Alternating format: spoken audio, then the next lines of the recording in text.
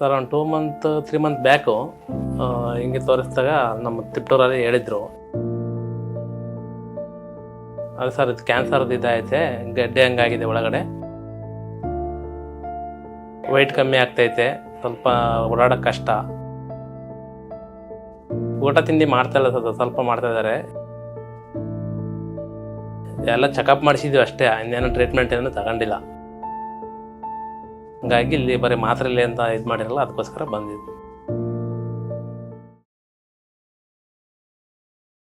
ನಮಸ್ಕಾರ, ಹೇಳಿ ಸರ್. ಗಂಗಾಧರಯ್ಯ ಅಂತ ತಿಪ್ಟೂರಿಂದ ಬರ್ತಾ ಇದ್ದೆ. ಪೇಷಂಟ್ ನಮ್ಮ ತಂದೆಯವರು, ಅವ್ರ ಹೆಸರು ರಾಜಣ್ಣ ಅಂತ, 65 ಏಜ್. ಸರ್ ಒಂದು 2 ಮಂತ್ 3 ಮಂತ್ ಬ್ಯಾಕು ಹಿಂಗೆ ತೋರಿಸಿದಾಗ ನಮ್ಮ ತಿಪ್ಟೂರಲ್ಲಿ ಹೇಳಿದ್ರು, ಅದು ಸರ್ ಇದು ಕ್ಯಾನ್ಸರ್ದು ಇದೈತೆ, ಗಡ್ಡೆ ಹಂಗಾಗಿದೆ ಒಳಗಡೆ, ಇಲ್ಲಿ ಇಲ್ಲ ಗಡ್ಡೆ ಹಂಗಾಗಿದೆ, ತೋರಿಸ್ತಿದೆ ಅಂತ ಹೇಳಿದ್ರು. ಊಟ ತಿಂಡಿ ಮಾಡ್ತಾ ಇಲ್ಲ ಸರ್, ಸ್ವಲ್ಪ ಮಾಡ್ತಾ ಇದ್ದಾರೆ. ಈಗ ಒಂದು 3 ಮಂತ್ ಬ್ಯಾಕಿಗೂ ಈಗ ವೈದ್ಯ ಇದು ಮಾಡಿದರೆ ಊಟ ಕಮ್ಮಿ ಆಗಿದೆ, ಊಟ ಮಾಡ್ತಾ ಇಲ್ಲ, ವೆಯ್ಟ್ ಕಮ್ಮಿ ಆಗ್ತೈತೆ, ಸ್ವಲ್ಪ ಓಡಾಡೋಕ್ಕೆ ಕಷ್ಟ, ಕೆಮ್ಮೈತೆ ಸರ್, ಕೆಮ್ಮಿದೆ. ಸ್ಮೋಕೋ ಡ್ರಿಂಕ್ಸು ಸರ್, ಬೇರೆ ಅಂದರೆ ಎಲ್ಲ ಚೆಕಪ್ ಮಾಡಿಸಿದ್ವಿ ಅಷ್ಟೇ, ಇನ್ನೇನು ಟ್ರೀಟ್ಮೆಂಟ್ ಏನು ತಗೊಂಡಿಲ್ಲ.